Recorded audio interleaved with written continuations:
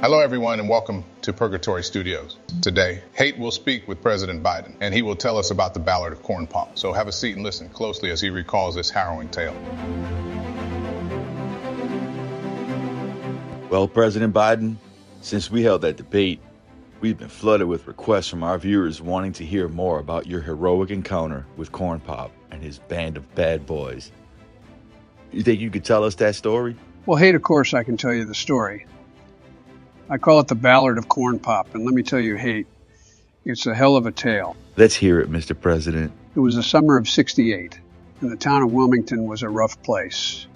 I was the young lifeguard then, just trying to keep order in a lawless land.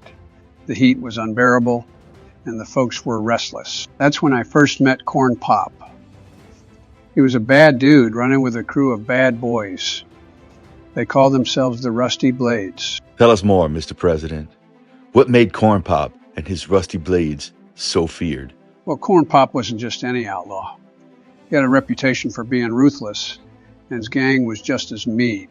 There was Bill Mouser Wright, the mechanic who could fix anything with a wrench and a curse. Then there were the three Blades, always by Corn Pop's side, each carrying a straight razor. They kept Rusty for extra pain. Take us there, Mr. President. One day I was manning the watchtower by the old swimming hole. Corn Pop decided he didn't need to follow the rules, strutting around without a care. I told him to get out, called him Esther Williams to mock his arrogance. He didn't take kindly to that. Told me he'd be waiting for me outside. Sure enough, when my shift ended, there he was, Corn Pop and his gang, blocking my way to my horse. Bill Wright, Mouse, whispered to me to grab a chain, said it was the only way I'd make it out in one piece.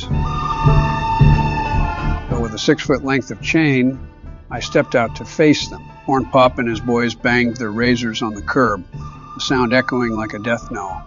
I walked up heart pounding, but I didn't show fear. Told Corn Pop I shouldn't have called him Esther Williams and apologized. It threw him off. He wasn't expecting that. He looked at me, then folded his razor. "You apologized to me?" he asked. I nodded, and he let me go. Just like that. Respect was earned that day. Wow, that was quite the story, Mr. President. Seems you've always had a way with words and a knack for getting out of tight spots. Yep, Corn Pop was a bad dude, but sometimes even the worst of us can be reached with a little respect and a lot of courage. Well, folks, that's a wrap for tonight's epic showdown. We've heard tales of grit, valor, and a touch of madness, straight from the Wild West.